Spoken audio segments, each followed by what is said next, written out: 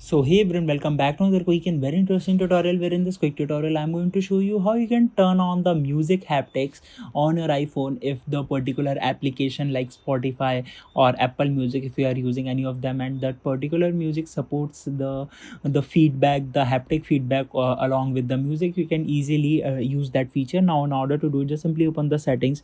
In the settings, go to this option of sound and haptics.